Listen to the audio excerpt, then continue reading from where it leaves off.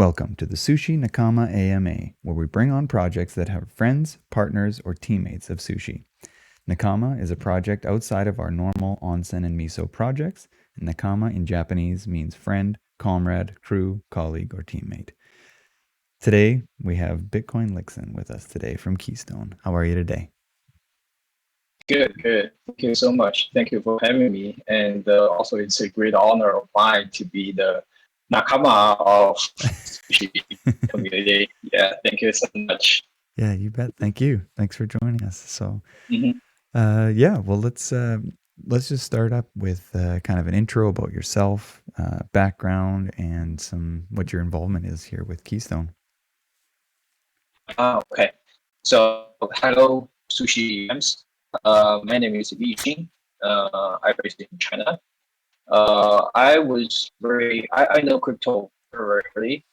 Actually, the first time I heard about Bitcoin was back in 2009. And I bought my first Bitcoin in 2013. And also, I was one of the victims of the Mt Gox accident. And my career was mainly about hardware, making hardware, and also sell hardware into Western countries. And back in 2017, a wallet company here called Cobo was founded in China. The Cobo's two founders are very famous here in China. One of them is one of the earliest miners in China, whose name is Detachable. He is also one of the co-founders of F2 Pool. I'm sure you guys Oh have yeah. heard that, which is F2 Pool. He is one of the co-founders of F2 Pool too. Mm-hmm. So the other guy was from one of the first 200 employees of Facebook. So they came together to found the company called Cobo in China. Form And Cobo. in the early days, Cobo's main business was a centralized wallet, Mm-hmm. which you just easily register a wallet with your email or with your mobile phone, and you can send your coin to the wallet, and then you can get some kind of 10% APY or 8% APY for that. It's kind of offering the bank service here in China for the crypto people here. And at that time, they also feel that there's a huge opportunity for hardware because Ledger was not so good at that time. And also in China, people tend to not use Ledger because the localization for the product was not very good. So they incubated me here in China to set up a supported company to make a hardware wallet called Cobo Vault. Cobo So Vault. it's like Cobo Vault. Cobo Vault is the hardware wallet product line of Cobo, and I was the CEO of the supporting company. So, and we started with Cobo Vault back in late 2017.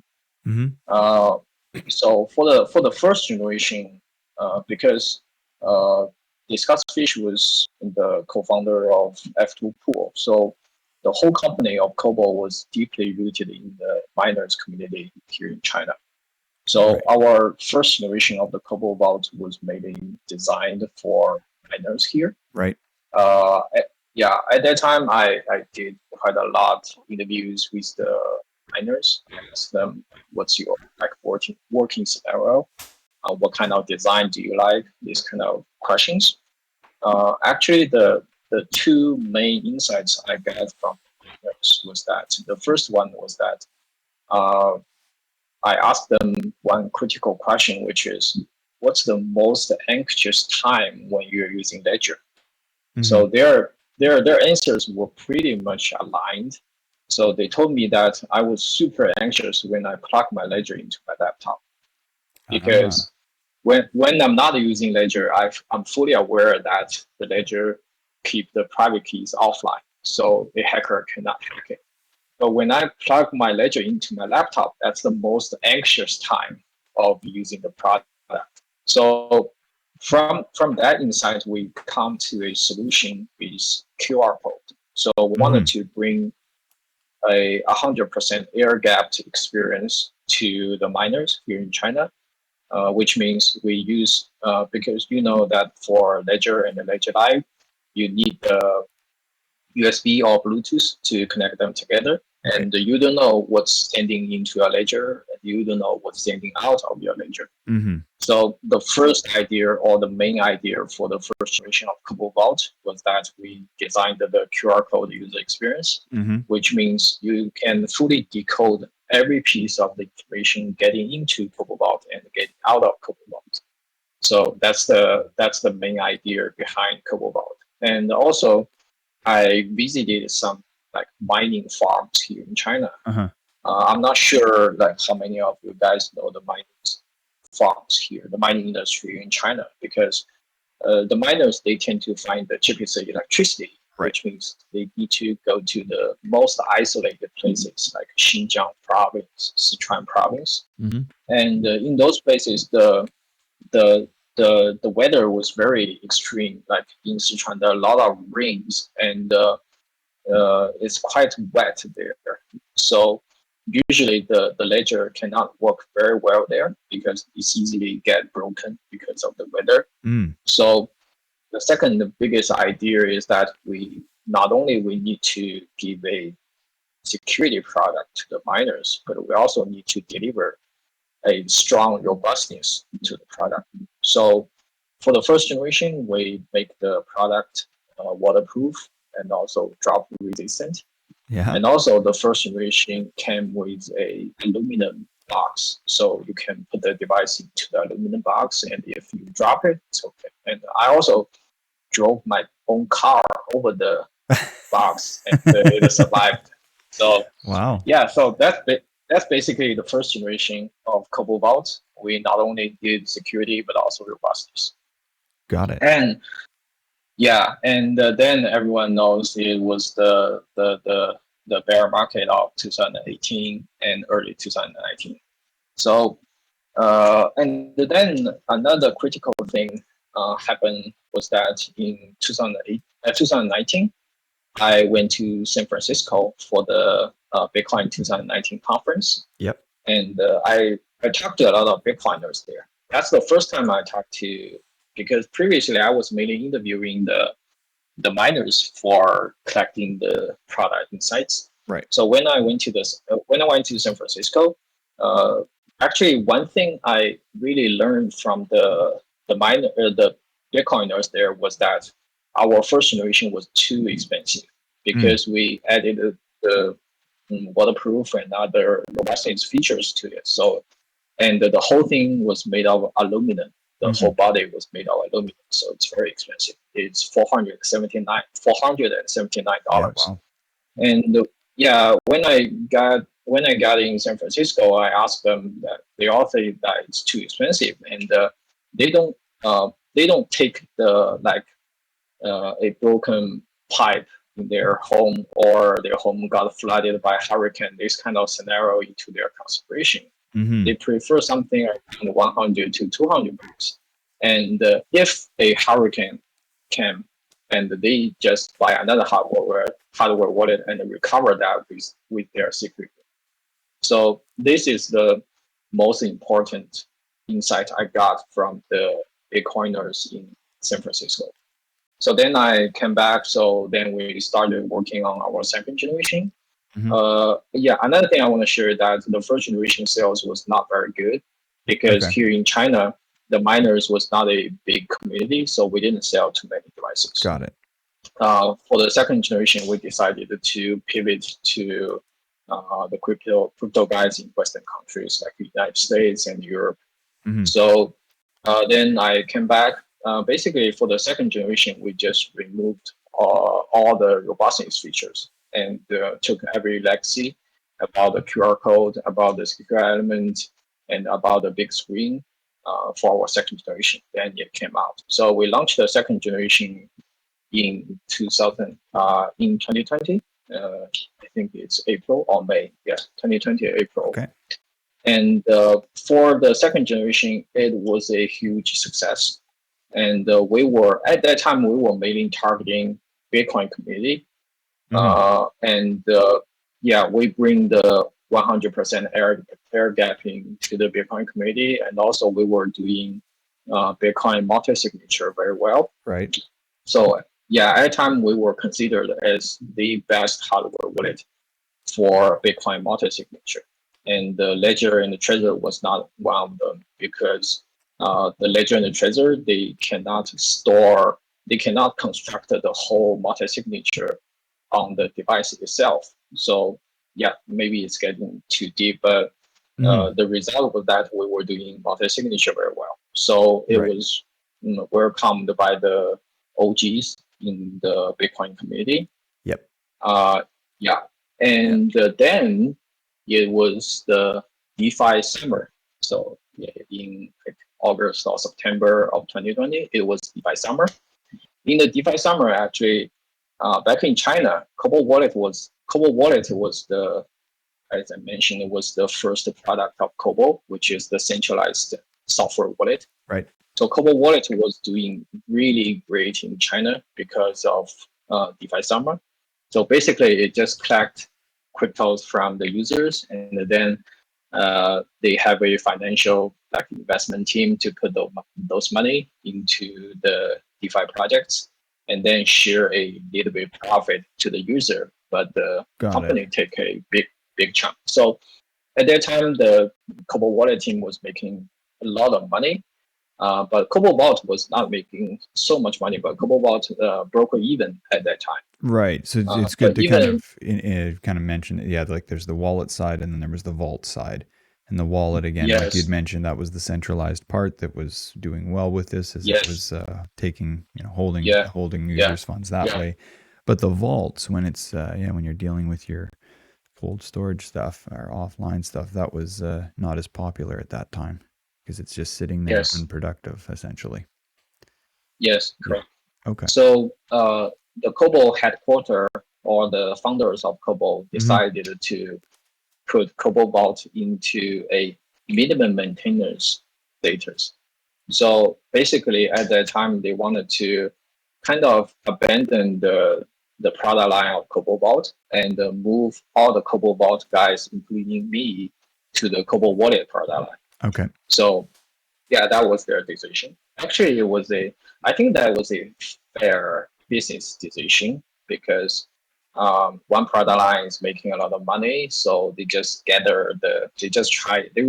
just trying to gather the resources to grow the main business of the company. Right. That's understandable, but for me, actually, because the Cobo Vault and the Cobo Wallet was totally different thing. Okay. The Cobo Vault is it's open source, and at that time we were collaborating a lot of Bitcoin wallets, like Electron, Blue Wallet, Hmm. Spectre, Spiral, and everything was open source. So the the the the developers were really enjoying this kind of Web3 working style or this kind of like openness start working style for developing a product.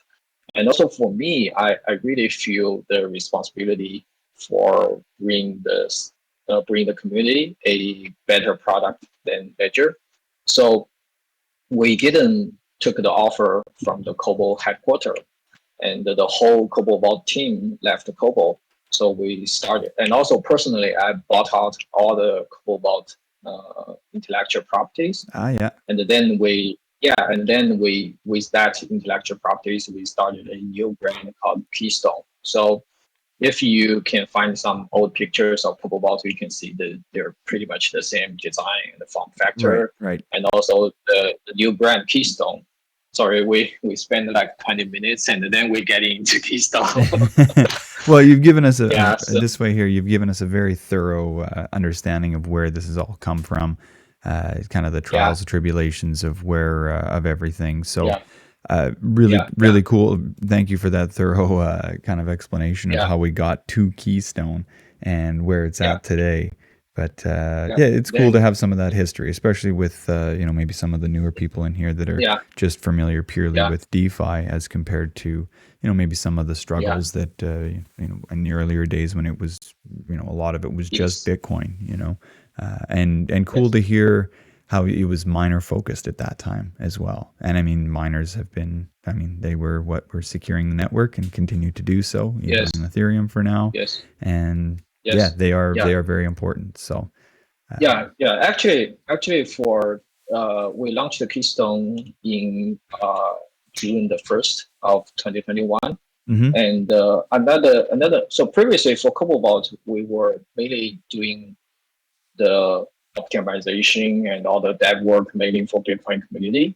And the one big change for Keystone is that we are kind of pivot our dev resources from Bitcoin to Ethereum, right. and that's why I'm here. So Perfect. because when we were doing for when we were working on Bitcoin stuff, one big product philosophy of our product is that we see the Keystone is just like a code block signer. We call it a code block signer. It Mhm. just signs everything for every software wallet. This is how we vision the hardware wallet. So we really emphasize on the compatibility of the product. So recently we integrate Keystone with Sushi Swap. Yeah, So right cool. now you can use Keystone to sign a Sushi Swap transaction right now or Perfect. some other stuff. Yeah, Cool. that's why So I'm here. Yeah. awesome. Yeah, awesome. And so just before we dive into the whole MetaMask part of things and Sushi Swap integration, just wanted to like Mhm. give everyone an understanding of this is that so this is an air gap device and you're using the QR codes is how you're connecting with between uh, your what you're interacting with and the hardware device. So if you're interacting with Sushi and MetaMask, that's the interaction is happening via a QR code and how you scan it, correct? Yes. Yeah. Actually, I can share a quick demo video in the AMA test questions Sure. Yeah. channel. If you want to pop that video in there so people can see how that works, maybe somebody will open that up as they're on their on Yeah, while we're going yeah. through this. It's But yeah, even if people want yeah. to check that out either now or afterwards, I think this is the one that you sent me earlier. Hey. Yeah. Yes. Cool. This Yeah. is the user experience is very intuitive. Basically, Mm-hmm. just you use the Sushi Swap to set up the transaction, Mm-hmm. and you get the transaction through QR code or QR codes, maybe several QR codes if the transaction is really complicated. You get the transaction into your Keystone and sign the transaction with the private keys in Keystone, and then the Keystone will show the signed information to your laptop with some QR codes again, and then the laptop can scan the QR code to broadcast the transaction. Yeah. So yeah, it's very intuitive and it's 100% air gap. Yeah, that's really cool. That's really cool. All right, well then let's. So now as we're talking about using it on Sushi, using it with MetaMask, and this kind of brings us towards like the blind signing idea and concept as well here. I'll let you kind of Yes, expand on this whole. There's a lot of things to cover and kind of unpack here. So let's. I'll let you start yes, kind of diving into this, and maybe I'll stop you throughout this and just touch on some points here as we go. yes. Okay. So actually, the bank signing was the idea we wanted to share to the whole DeFi community. Hmm. And later last year, I think it's December 2020, a famous guy in the DeFi community who was the founder of Nexus Mutual, which is a like insurance project for Hmm. other DeFi projects. Yeah, he got hacked for about $8 billion cryptocurrency. Yeah. The reason for the hack was that he was using a ledger. Actually, he was using a ledger, but the cause of that hack was that his MetaMask was hacked. So basically, after his MetaMask was hacked, and then his MetaMask sent a malicious, unsigned information to his ledger. And the problem is that we know that there's a mantra called "Don't trust, verify." Every Yep. time I know if you send the Ethereum to someone, every time you need to verify the transaction on your ledger, you need to verify the receiving address is correct. Mm-hmm. You need to verify the amount of Ethereum is correct. So this is basically what is happening on Ledger if you are sending your Ethereum to someone else. But here in this case, the problem is with the DeFi booming. We all know that uh, DeFi DeFi transaction is much more complicated than a normal like sending and receiving transaction. Right. Because, for example, if we take Sushi Swap as an example, basically, if you want to swap your Ethereum to Sushi, basically you are sending some Ethereum to Sushi Swap smart contract. You are sending your Ethereum to the smart contract, Mm-hmm. and also you are sending some parameters into the smart contract. For example, you need to kind of tell the smart contract you need to swap from Ethereum to Sushi, and also at least you need to. This is called the path. So what's the path of the swapping? Maybe Right. you're swapping from Ethereum to W to wrapped Ethereum, and also then to Sushi. Right. So And this, also you need to tell the Sushi Swap smart contract what's the receiving address after this swap. right. So the receiving address is different from Sushi Swap's smart contract address. So for the Nexus Mutual's case, on Ledger, when you are signing a DeFi transaction, the only thing you can verify is that you are sending some Ethereum to a specific smart contract address. Mm-hmm. You cannot verify other smart contract parameters like the receiving address after this swap. So basically, the hack was like the hacker just changed the receiving address after the swap, which means, and then the guy he could not verify that transaction on his ledger because all those parameters were like non-readable stuff on your ledger. Mm-hmm. And he didn't aware of the swapping of that receiving address, so he signed the transaction like a normal transaction. And here, and also because the MetaMask was hacked, so the MetaMask can fake everything to the user. And then that transaction was broadcast to the blockchain, and then it was hacked because all the swapping tokens went to the hacker's address.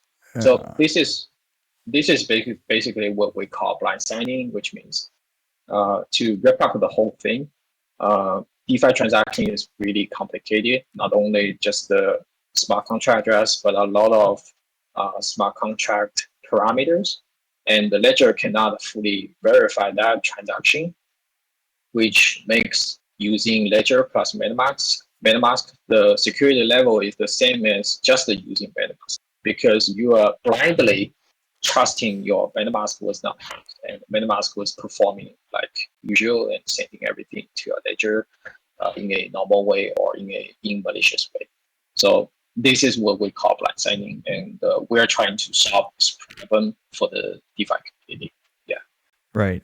Yeah. No, that's great. Yeah, and so then with the blind signing aspect of it here, this is where, yeah, your the Keystone device is now showing you the entire, wow, like you were kind of showcasing here the all of the transaction.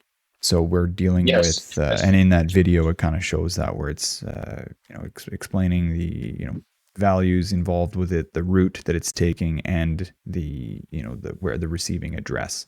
So by seeing all of that, yeah, it's maybe a little more information than most people are used to.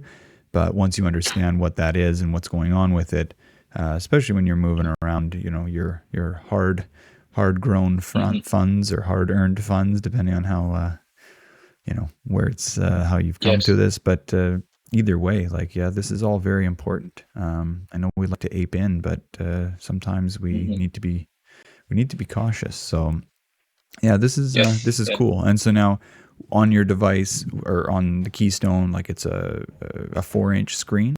Is that right? Mm-hmm. Yes, you've got a 4-inch screen. 4-inch screen. So kind of similar to like a, let's see, 4-inch, that was like like an iPhone 5 maybe. Like, yeah, iPhone 4. Actually, iPhone 4. Okay. iPhone 4. There Yeah. it is. Okay. Yeah. So if, Actually, we also have a like design philosophy behind this 4-inch screen because we think that because if I recall correctly, Ledger was founded in 2014 or 15, okay. and Trezor was almost at the same time. So with like 5 years development, I think most of these hardware words they are like focusing. I call it technical security, Right. which means they are focusing on using like secure element to avoid your private keys got hacked or got stolen. Right. They're trying to add some features like passphrase into the device. These kind of they call all these features are security or technical security. Got it. The one big chunk of Lego was missing was that I call it user experience security because Okay. yeah, because you know that the biggest reason for crypto loss is still human error. Sure. It's Yeah. not your yeah. It's not. It's like you are not using your for example you're typing a wrong secret words. For example, you didn't verify the transaction very well because the small screen. For example, you didn't because the typing experience was really bad on Ledger and Trezor. Mm-hmm. So, and that's why we got this big touchscreen, like 4-inch touchscreen, because we feel that this is the because everyone is familiar with the experience with mobile phone, yeah, right? everybody So we knows. use touchscreen, yeah, everywhere. So Yep. This is the learning curve of using Keystone is the most easy one for you because it's the closest So user familiar. experience to your mobile phone. Right. Yeah. So familiar to every device now, except for I don't know. Is Yes. BlackBerry still doing Yes. some keys? Do they still have keys on some of these BlackBerries? Yeah, That's I about don't know. the I think they also have touchscreen. I know that they have the touch physical screen. I'm just curious if there's Yes, still some that yes. have the tick tick tick, so Yes, we can still yes. tick tick tick and have a roller ball. Wow, that Yes, that was quite a deal. Yeah. So yeah, because I've been before Keystone, I was making drones. So I was making drones for some user scenarios like taking photos. Okay. One really important design philosophy for drones is foolproof. So you need to make sure that your design, people won't make error for your design. Right. Otherwise, they will get hurt. So the same thing applies to hardware wallet. You not only you need to confirm your hardware wallet is technically security.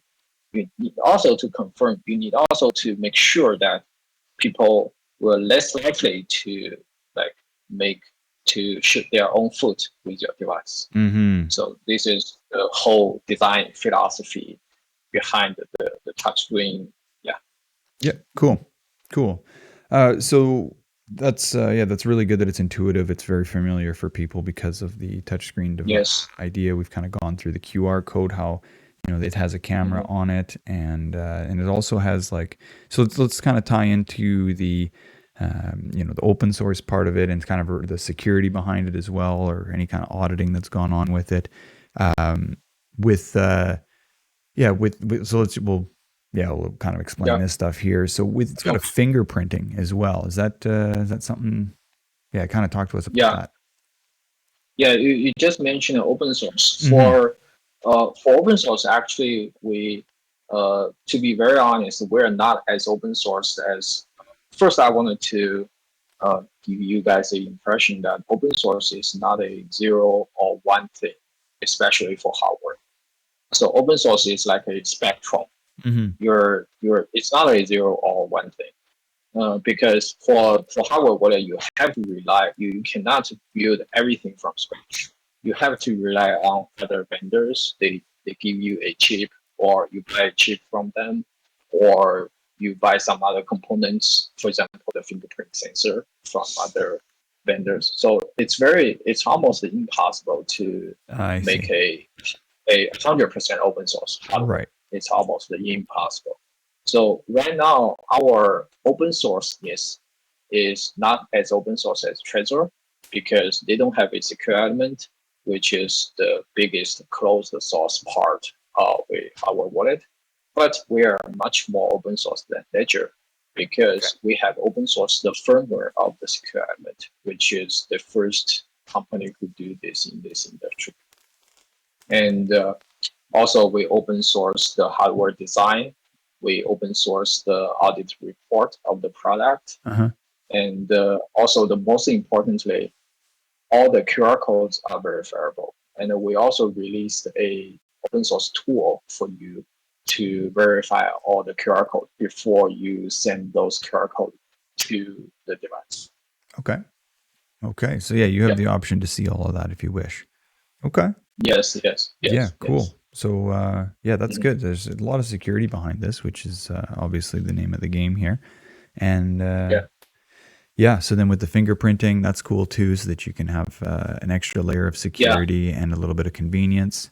So that's cool. Yeah, and for fingerprint, because for fingerprint sensor here on the scenario for fingerprint sensor is mostly because nowadays we know for my friends, for example, they're using the hardware wallet not only at home or in the office. They also use the hardware wallet in the airport or even in a cafe. Yeah. So it's really important to avoid like overlookers on their shoulder or like surveillance cameras to see their passport. Right. And that's the main reason why we get into the fingerprint sensor. And also, as you said, it adds some kind of convenience for the user. Yeah. No, that's cool. That's really cool. So with this, people are looking at it and saying, okay, this is a really technical product. I'm very interested. You know, I'm used to using Ledger, Trezor, yada, yada, these sort of products. And now I'm interested. I want to get this. Where I'm really concerned that this high technical device is going to be, you know, hard on my wallet. What's your high end price on this product? Just for somebody to get into this, what are they looking at in order to like, what does it cost? Our high end product is $169. So $169 to get into the Keystone on the high end product, the 4-inch screen with all the technical things in there. Yes, and also we have a lower tier, which is $119. So $120 for the basic, or $170 to secure all of your DeFi assets with a 4-inch screen and everything. I don't mean to be shilling and plugging it like this, but that seems very very reasonable, very reasonably priced. Actually, if the audiences want to dive into more of the product, we wrote a lot of blogs talking about other features like how we prevent supply chain attack. We have a self-destruct mechanism in the device, and also how we verify the transaction. So how we verify the product is legit. For example, we have a web authentication process, and we disclose all this information in our blogs. So you can go to blog.keystone.one to see all the details about these security features. So blog, blog.keystone or .keystone. All right, we'll go Keystone.one. Yeah, Keystone.one, but it's so KST.ONE. We'll go through this at the end of the show as well here when we plug the webs and socials and everything. But so blog.keystone, but Keystone is .one. The last, so there, perfect. Thank you for dropping that link into the AMA text questions. So, very cool, very cool. Okay. One other thing I was curious about as well is like, because coming from, kind of Bitcoin background here as well, like I was noticing that this has like Bitcoin only firmware with it. And once you take a device into the Bitcoin firmware, there's no way to revert it back to use it for, just talk about that a little bit. Yes. So the first product we released to the Bitcoin community was a product with multi-coin multi-coin firmware. So at that time, we support not only Bitcoin but also Ethereum. And we are a team which listen to the users, which is very keen to listening to the users actually. So at that time, we talked to a lot of hardcore Bitcoiners at that time. For example, one concern from them is that actually, I'm not sure, maybe it's getting too deep into security, but Just touch it one lightly. typical, Just touch it lightly and see what you can do just to yeah, kind of, yeah. yeah, I'm trying to explain it Sure. into layman's words. Yeah, one typical, I can maybe share it in later. One typical attack is that because we know that there are a lot of forks of Bitcoin, for example, Litecoin and like BCH, this kind of projects. Yeah, all these different And forks. the one typical attack is that the the software wallet, either it's your like Ledger Live or something. If your software wallet is hacked, the software wallet can send a Litecoin transaction into the hardware wallet and try to cheat the hardware wallet to sign with your Bitcoin private key. This sounds very, very techy, but this is what's happening. So basically, you're trying to send away some Litecoin, but then your Bitcoin was sent to a malicious address or something. So this is a very critical issue. Actually, it was a issue for Trezor and other hardware, but it was fixed. It was fixed. So from this case, most of the hardcore Bitcoiners, they want something very clean, very neat. They only want something with Bitcoin. Got it. So then Totally makes we sense. listen to we listen to the users. We make the Bitcoin only firmware, and also we added a lot of unique features to the Bitcoin only firmware, which we support. As I said, we support multi-signature very well, and we were compatible with lots of Bitcoin wallets like Blue Wallet, like Electron, Wasabi. Yeah, cool. Almost everyone. Yep. So this is the reason why we have the Bitcoin only firmware. Yep. And right now for the features, and because the Bitcoin only firmware grows like 1 year, so we added a lot of features to Bitcoin only firmware, and the software infrastructure is totally different from the. So it becomes more and more different from the multi-signature firmware, from the multi-coin firmware. Okay. And if we allow the users to switch between these two firmwares, that may cause some kind of unknown errors. Right. That's why we only allow you go from multi-coin firmware to Bitcoin firmware, but you cannot go back. Once it goes there, they know that we're not having any issues. So no, that's smart. That's clever. Might frustrate some people, but at the same time, that's we're here to secure funds rather than So just good to know that ahead of time. So you may want to order 2 if you're going to get this. Maybe get yourself 2 of them. So I think yes. Yeah. If you wanted to give the best security for your Bitcoin, you may have to order 2. Yes. Right. We've got a couple of users with their hands up. I'm going to see if they're interested in coming up here. Kui1216. We have 400 people here. It's really amazing. Yeah, just 400. So yeah, it's kind of surprising me that so many people are listening to security, because I thought that security topic is kind of boring.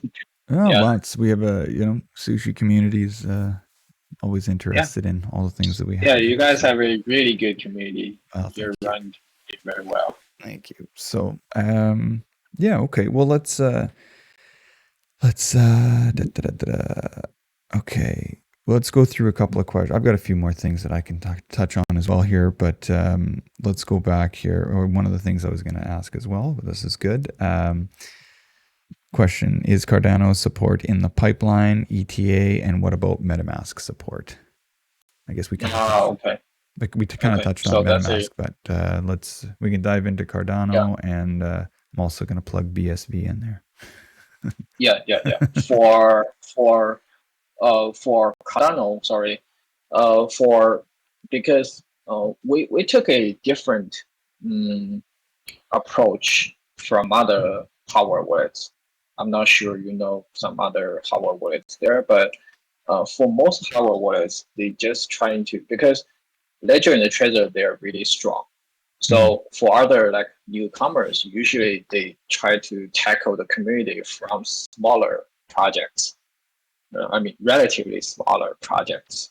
So our approach was totally different because we think that I really like one metaphor is that for hardware wallet because it has a much longer iteration cycle, and so I usually talk to my team is that if we make a hardware wallet, we need to gain compound interest, which means we need to focus our resources on the most on the biggest community and try to gain compound interest rather than following relatively small projects. And those projects, I'm not saying Cardano, but for some very small projects, they have users, they have thousands or tens of thousands users. We can, if we do that, we can gain some sales, this kind of thing. Right. And also those very long tail projects, they don't have hardware wallet support, so it's easier to tackle those projects. But the downside of that is that we're not gaining compound interest from those kind of projects because they may vanish in 6 or 12 months. Right. This is very, yeah, this is something very happen very often. So our strategy was totally the opposite. So we started from the biggest community, which was Bitcoin. Right. And yeah, that community is big, but the downside for Bitcoin community is that the Bitcoin core people are really skeptical. It's really hard to convince them. Right. But it also gives us a opportunity that to prove that we're very solid on the product and also we're very solid on security. And right now we are kind of pivot our resources to Ethereum, which is the second largest community, I believe. Yep. And the interesting thing is that when we're talking to the developers, especially developers in the Ethereum community, some of them told me that, oh, I heard of you guys. I know what you have done in Bitcoin community, and then they have a really good like thinking about our product and our team, and then the cooperation went very smoothly. So this is our philosophy. So we start from the biggest, and if we do one community or if we do one project, it means that we will do very deep for the project. For example, for Bitcoin, we were doing multi-signature, and for Ethereum, we're trying to solve the blind signing. So this comes to your question: when do we start Cardano and other projects? Like Cardano, right now on our list, Cardano is on our list, and also Solana, and also I really like XMR, so we will also do that too. But right now we still, right now we still focus on Ethereum and EVM had no chance. So XMR is in there, you're saying? Yeah, yes. Cool. All right. Yeah. So yeah, and then like you said, any of the EVM compatible stuff is all fully functioning and good to go, hey? Yeah, and also you mentioned a MetaMask. Right now, the status is that we have a MetaMask fork, so you can use Keystone with MetaMask through our MetaMask fork with other like DeFi projects or dApps. And also, we're talking with MetaMask team for an official integration, and I hope it will come in this year. Cool. Okay. Cool. Yeah. Kui1216, do you have a question for us? I brought you up earlier. Or are you? I don't think so. Moving to audience. Cool. Yeah. Hey, Riley. You bet. Maybe a little louder. I was wondering, so can you just like share some like common mistakes that like DeFi users are currently like performing like nowadays, so that like we sushi kind of like fans or friends might avoid doing all these kind of things, just like in general. Okay, I think that's a great question. So basically, I think the biggest security issue is still the safety of the smart contracts. This is still the biggest reason for crypto loss. And if we don't take that into consideration, again, I think the most important thing is happens in the signing process. And just like I said, right, signing. And also another thing I want to mention is that uh, right now I see a lot of phishing sites. This is also another thing we need to pay attention to. For example, if you're using SushiSwap very often, it's better to put SushiSwap into your it's better to bookmark the SushiSwap website and try to open some random sites or something. And yeah, and another thing which is also I think it's being educated from time to time that don't share your secret words or don't share your seed or your unique phrases to anyone, even someone pretended to be a sushi swap customer service guy. Just don't share anything about your mnemonics to them. Yeah, we've been having a lot of issues with that where customer support coming in and just Yes. there seems to be a problem with this. If you need to reset your wallet and they're getting the Yes. seeds and mnemonic phrases, all that. Thankfully, we've kind of built a small initiative here within the within the Sushi Swap community here, the Samurai. We've got kind of our team of valiant samurai here trying to save everyone. So I think we've eliminated it on kind of the human error front on that part, but I mean, raising awareness and discussion about that there is absolutely no reason for you to be sharing your private seed with anyone. This is private keys, seeds, mnemonic phrases. That is for you personally only to ever, interact with. It's very rare that you're going to need it. So if you're a new user, chances are you do not need to give that to anybody. You don't need to give it to anybody. It's only for you to do on your own and for restoring and all that. So there we just got the thank you Maka for plugging the with the sushi bot reminder. So there it is. Okay, cool. Riley, thank you Riley for that. Anything further here? Thank you. No, that's a really good point, and anything we can do to kind of help all of our DeFi homies throughout this process, the better. So cool. I think there are also some questions in the AMA text questions. Yeah, sure. We can kind of go through a couple things here. I've kind of gone through up into a couple people are asking about, do you ship worldwide, or how does that work? Okay, so right now we're shipping. We have warehouses in the United States and in Hong Kong. So if you're in the States, we ship directly to you from our warehouse in the States. And if you're in the other parts of the world, we ship the products to you from Hong Kong. Okay. And and for some other countries like Russia and Brazil, Argentina, those kind of countries we cannot do fulfillment there, and we have resellers there. Oh, you have resellers. Okay. So, and is there a trusted list of resellers somewhere that we can find? Is that on your website? Yes. Okay, cool. And also another thing we're quite different is that we are running our own Amazon store by ourselves rather than any other third party. Okay. Yeah, and right now we're working on open our Australian store of Amazon, and so Japan, also in Japan and Germany. Yeah. Okay. Cool. So yeah, you've got your own Amazon store as well. So just kind of helping bridge those gaps. So cool. Another thing here was with someone had compared to Grid Plus. I'm not familiar with Grid Plus. I'm not sure if you are. Okay. But yeah, I can share some information about the Yeah, just some quick comparisons or differences.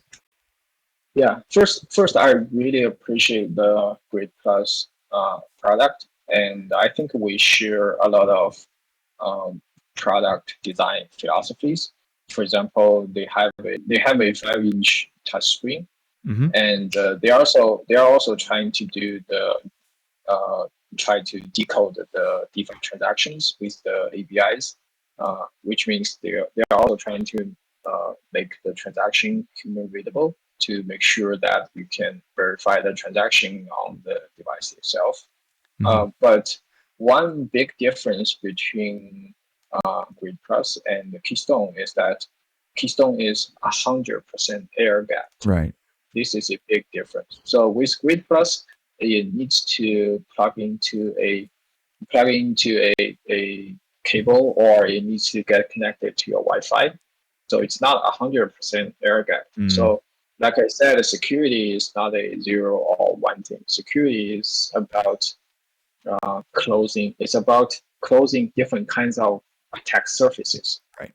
For us, if you are not 100% air gapped, obviously you have more attack surfaces than a 100% air gapped device. Yep.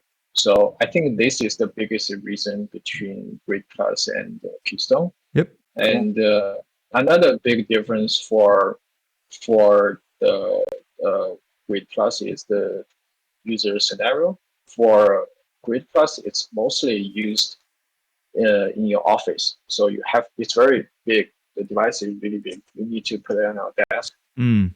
So if you wanted to travel with your hardware wallet, if you wanted to take it out of your home or out of your office, I think Keystone is a much better choice.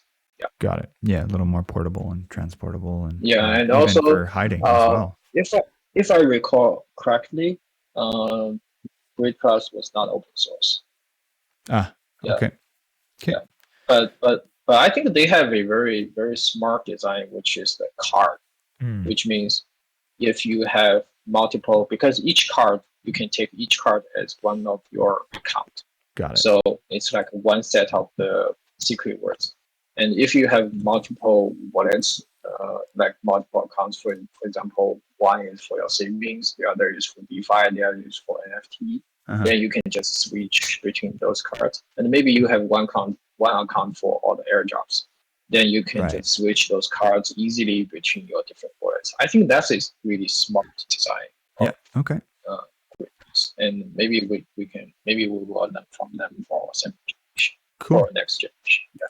Cool. All right, we've got Mackie ZYZY Mac MAKKI. Yeah. If you want to come up here, I've just given you a chance. I saw you message something in the AMA as well. Go ahead. Okay. Hello, can you hear me? You bet. Go ahead. Yep. Go ahead. Mackie, go ahead. We could hear you. Now we can't anymore. All right, maybe some sort of connection issue. I'm just going to send you back to the audience, and we'll get you back up here. All right. All right, you can try again. Yep. Put your hand up there, but looks like they may have been asking about security audits of particular currency token. Yeah, that's I don't know, maybe not necessarily a hardware wallet question per se. So yeah, we'll see. Let's see if this is the end again. Here, let's see if this works. All right, I've requested you again here. Get you up. I'm not sure what happened there, but all right. Let's give us a. Can you hear us? Yep. I don't think they can. Mackie YZY. Nope, nothing. Okay. Maybe we'll just get you to ask any further questions there with tech stuff. Doesn't seem to be working at this time. So, yeah. Anyway, sad times. Anyway, okay. What else have we got here from the text questions? Can't do. Okay, so I see you're answering a few things as we go there as well. So just to kind of, just on your last note here, can't do fulfillment for India. Is there resellers in India? No, we don't have No. research Okay. in India. Sell times. It's really hard to sell. Okay. Actually. All good. Yeah. Geographically, where do you see the most demand from? US US is your main demand, and then Hong Kong. I guess you can get it directly from, because you're saying it's shipping from Hong Kong. So it's right at the source. Perfect. Perfect. Yeah. And where else have we got?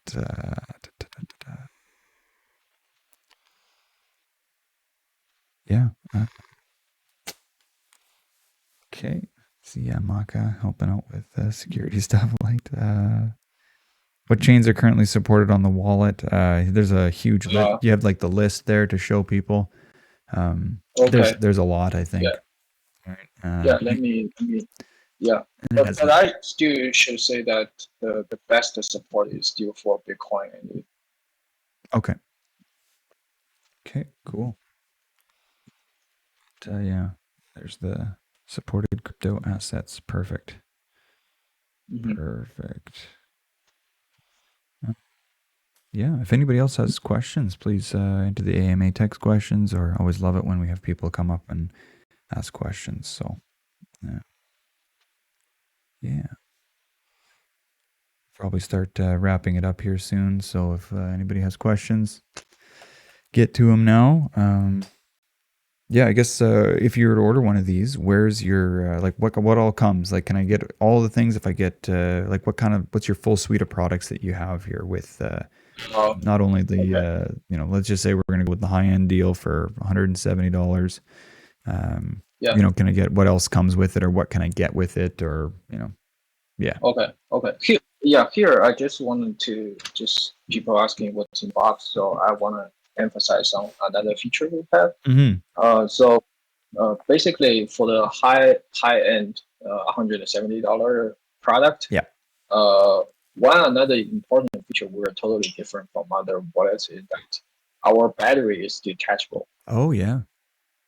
Yeah, and for the high end version, we will give you a rechargeable Ethereum battery, and we also will give you a battery case for AAA batteries.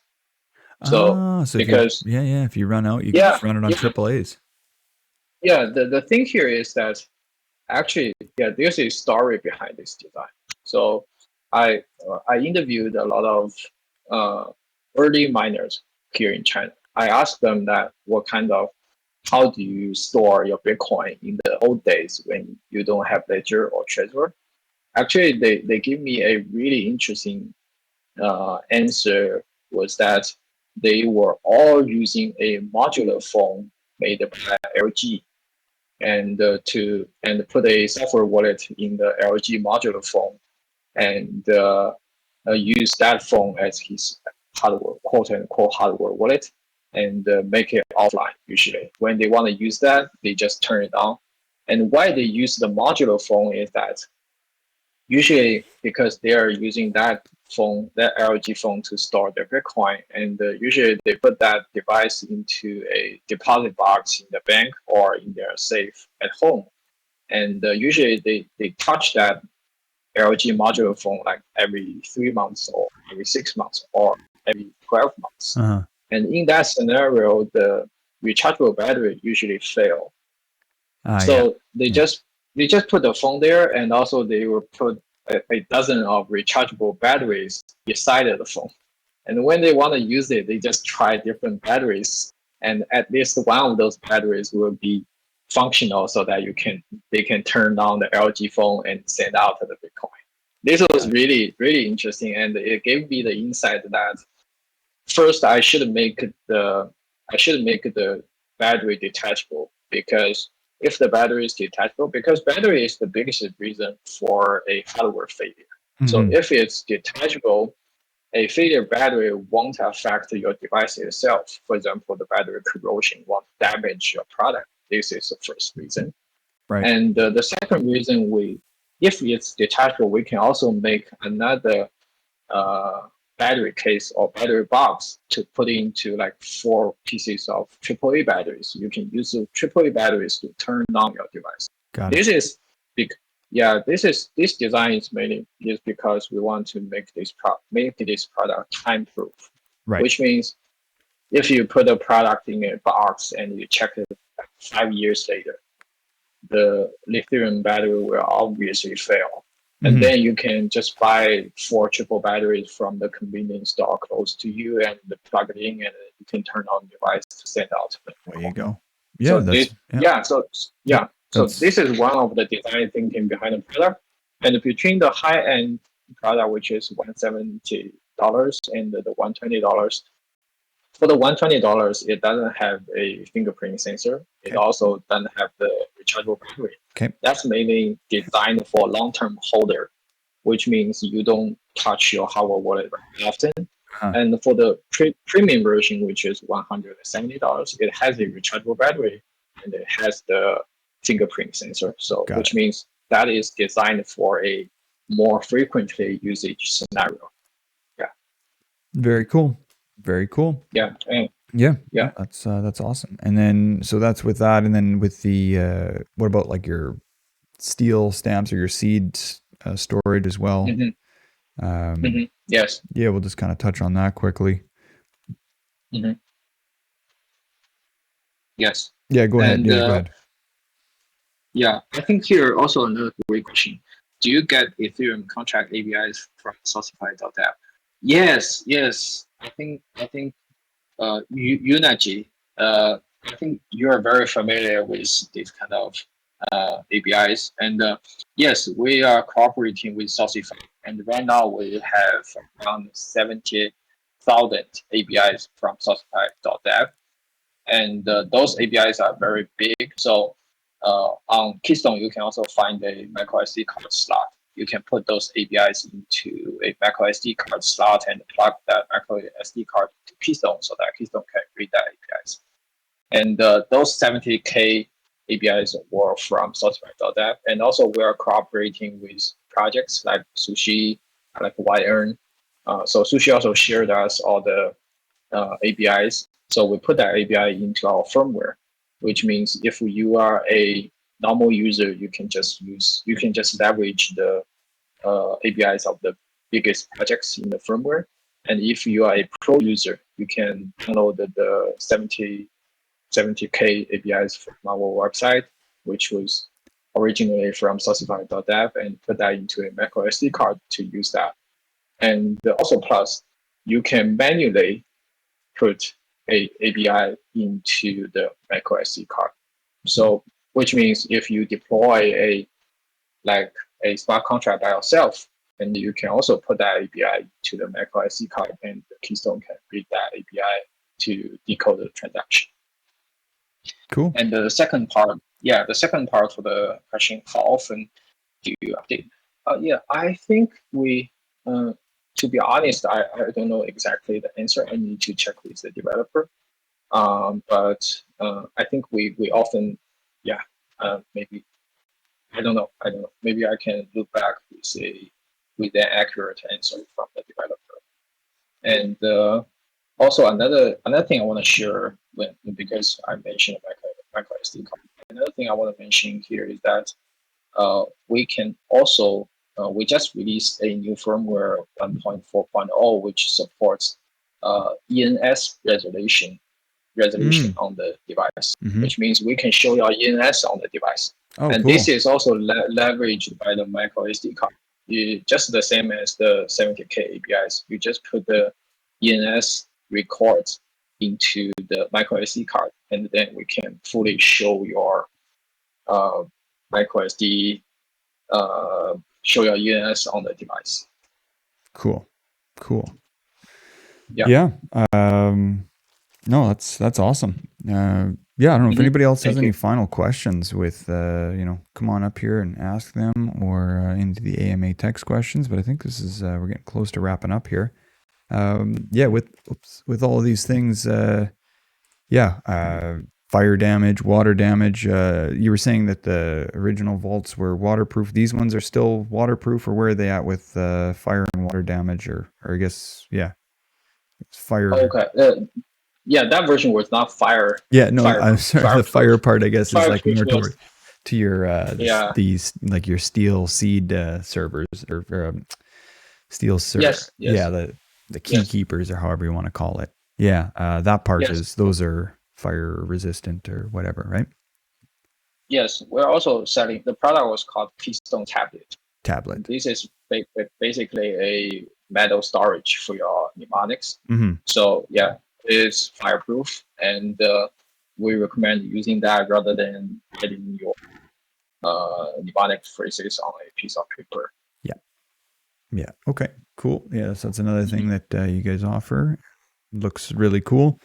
But yeah, as far as the waterproof of your digital, I guess of the digital vault wallet, that is, those are waterproof. Yeah, Yeah. waterproof and fireproof. Yeah. Cool. Yeah. All right. If anybody else, if that's, we've covered a ton here today. I mean, this seems like a really cool product. I'm definitely going to be looking into this. Hope everybody else is too. I like the idea of the air gapping. That's really, really cool. I don't know, any last thoughts or anything else you kind of want to share with us, or any alpha leaks or anything? Yes, right now we're working on some big integrations, and hopefully we're going to release that in the next 2 months. Okay. Yeah. Okay, so staying tuned for the next couple of months for what Keystone's going to be bringing out. So, yeah. Awesome. Okay, so in order to find Keystone website, you've punched it into AMA text questions a few times, but just in case now you're only listening by audio, it is the website is actually the word Keystone with a dot right before ONE. So KEYST.ONE.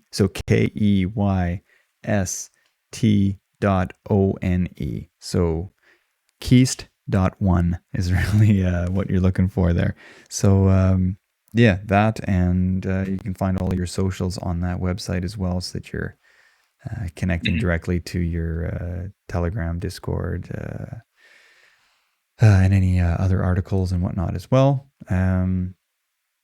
Then for anybody that's been in the room here for 15 minutes or so, you've been logged and recorded for POAP, so you can head over to the Get POAP channel shortly after this and type in ! Claim in that channel, and you'll be able to receive your POAP for this event and for the past 5. Again, it holds on to 5 events, so no rush to go get it. You're good for 30 days before they expire. So yeah, just go easy on it today. When I open it up, it takes a few minutes for everything to synchronize between the links and everyone's IDs, but seems to be working pretty good so far. And yeah, just everybody keep going into it nicely so that we don't wreck the bot. So things are going well with Master POAP V2 so far, and hopefully continue to do so. This is also recorded and will be up on the YouTube channel, so the Sushi Official YouTube channel. And that's kind of it. Follow me on Twitter, 0xtangle, and we can also so you can keep track of any of the upcoming AMAs.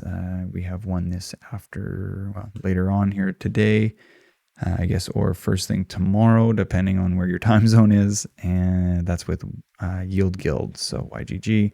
And you can go to within the Discord, or within our Discord server, we have Sesh involved. So there's the calendar channel, and go up there and you can see the events that are coming, and press on the green check mark, and it'll send you a DM about how to schedule a notification from Sesh for whatever event is going on. So keep an eye on that.